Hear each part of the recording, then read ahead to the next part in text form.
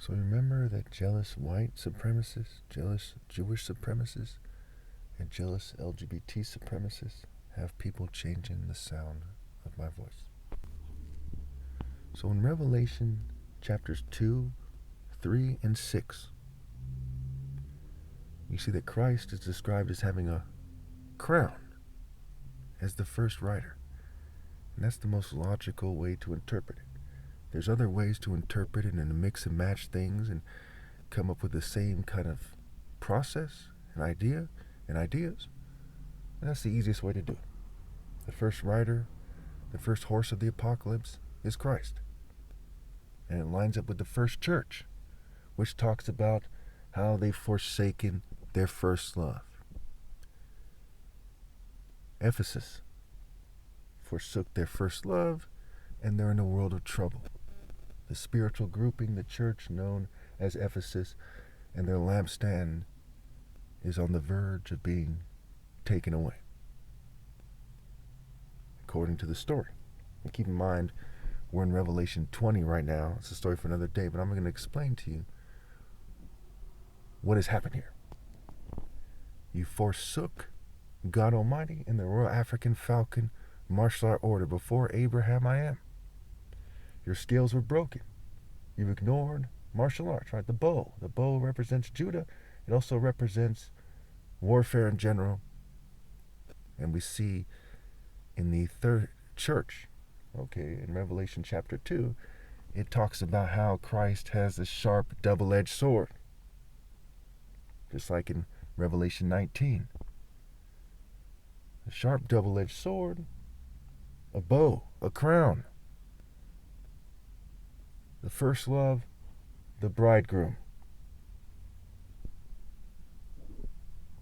Marshall is marital scrambled, and I, Christ, am the bridegroom. And if you don't believe that the scrambles matter, certainly you believe the idea that the top martial artist ever possible is the most ideal person. Not Einstein, not Tesla, not George Washington, not Caesar, not Elon Musk, not anybody else. The top martial artist ever possible. Not the person who won the last piloting contest, a science fair, a knitting competition, a foot race, but the top martial artist ever possible. You know why there's no really famous movies about being a runner or knitting? You know why there's no interesting movies about Einstein or Tesla? Because those things don't mean a fucking thing. And you all know that. They don't mean a damn thing. Nothing, zip, zero, nothing. When you rely on those things instead of the Spirit of God, what are you? Nothing. So when you forsake your first love, here comes the riders in the spiritual realm bent on conquering you, bent on marshaling your souls to hell. So the second horseman, right, has a fiery red horse, a large sword. The third horseman has a black horse, has scales, and the fourth horseman has a pale horse. And hell follows with him because the earth is being transformed into hell. Matthew 24. One woman and one man are left, one woman and one man are taken. And they're symbolic of the wicked remaining and the righteous being taken away. We know that from Isaiah 57. Isaiah also predicted that Christ would come. And it says the righteous are taken away to be spared from evil. But the worms stay like the punks they are, and they get tortured, especially if they're dumb enough to reproduce.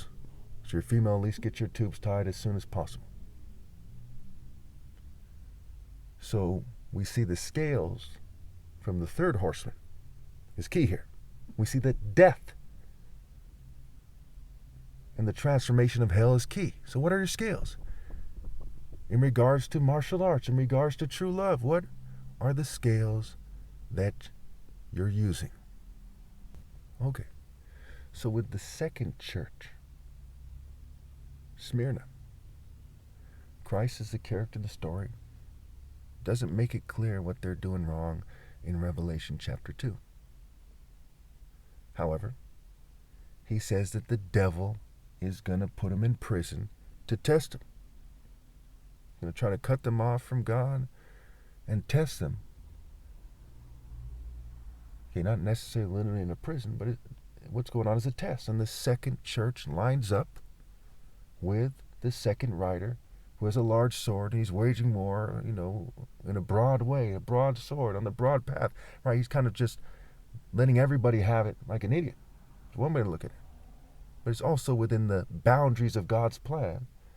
That's why the third horseman has scales. And the horse is black for the darkness, the chaos, the desolation, the things that come with darkness. The blind leading the blind, falling into a pit. So who is doing what's right? Thus, they say, don't damage the oil and the wine. They talk about 2 pounds of wheat for a day's wages. The word hate is in the word wheat. The word wheat connects us to weat and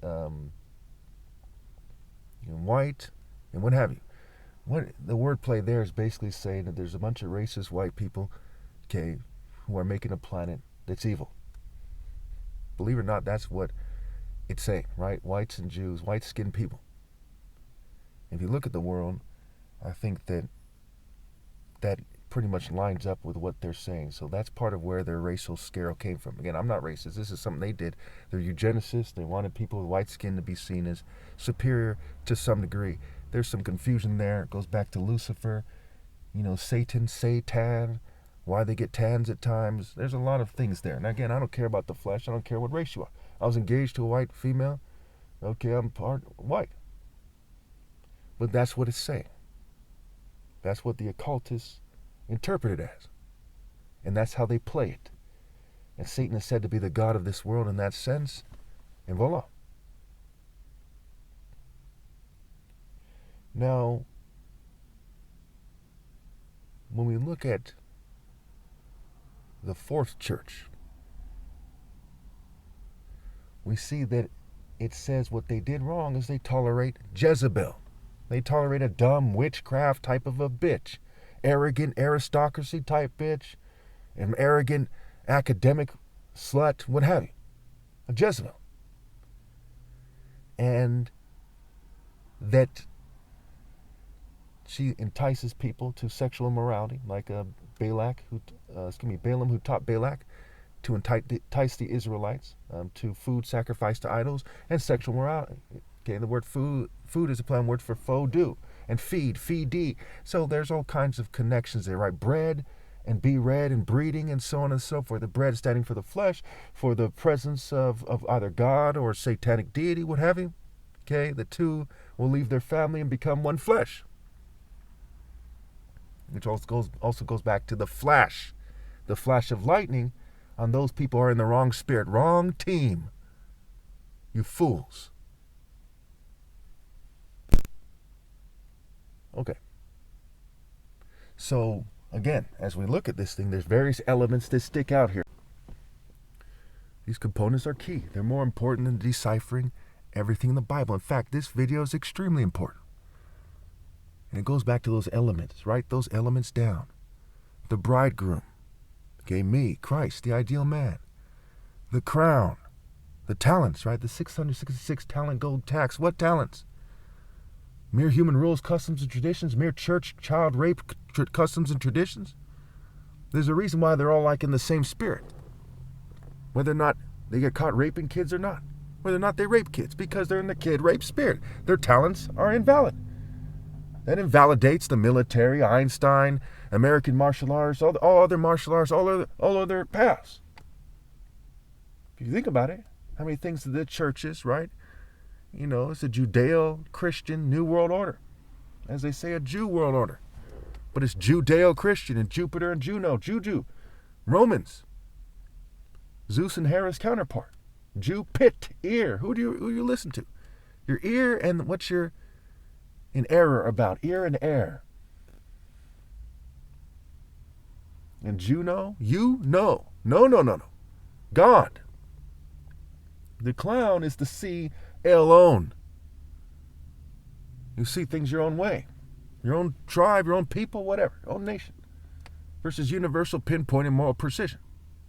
So anyway, let's just go through the list of these things real quickly. So there's the crown, there's the bridegroom, there's the bow, which stands for warfare, the sharp double-edged sword.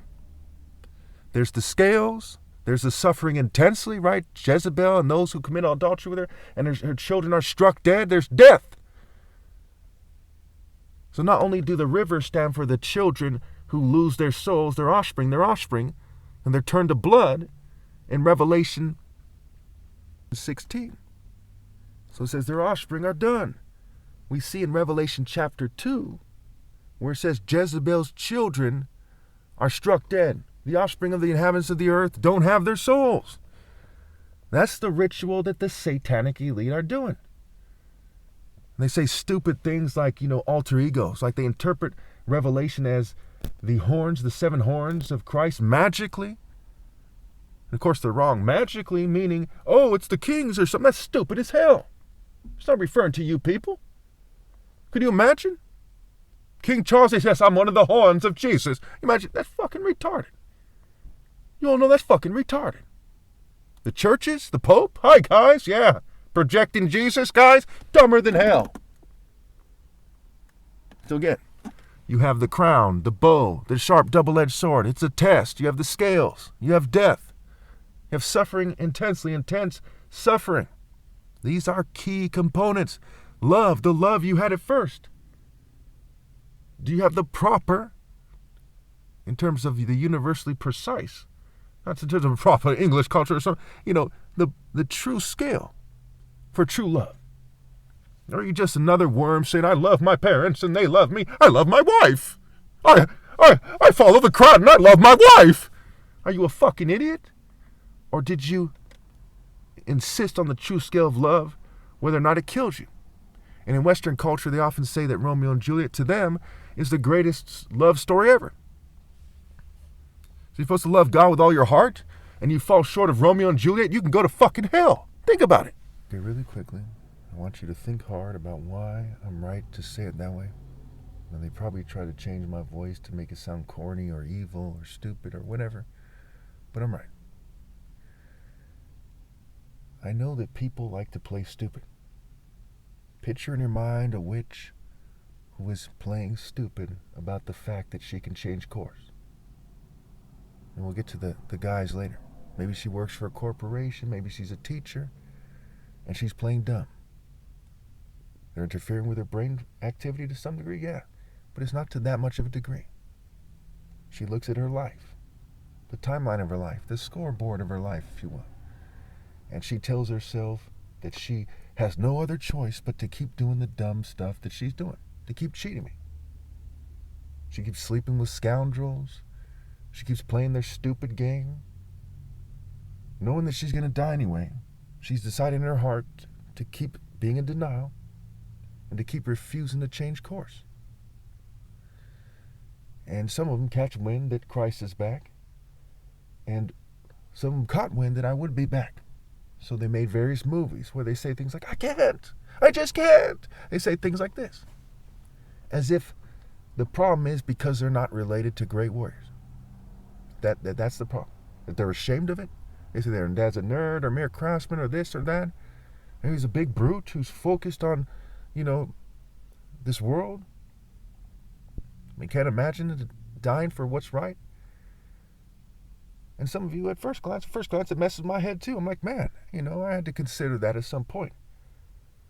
And when I painstakingly overkill that's no excuse, that that's not what's going on here, that they're playing stupid, that they're selfish, to some degree they feel that way. Yeah, there are people out there that are extremely mentally frail. Is it the masses of people? No. How do we know this? Well, sometimes females flip out and kill their husband. Sometimes they join the military and police. Sometimes they become MMA fighters. You're telling me they can go and get the hell beaten out of them trying to win a useless trophy or some useless belt? But they don't have the willpower to obey God through me? You're telling me they can be spies? And how many of the 50,000 people that commit suicide every year in America alone are females? They can lift weights. They can be marathon runners, triathlons, swimmers, Olympic athletes. But when it comes to doing the right thing, all of them are a punk-ass bitch? That's what you're telling me. So as I look at the characteristics of who's doing what and why, I don't get that that's a fucking excuse.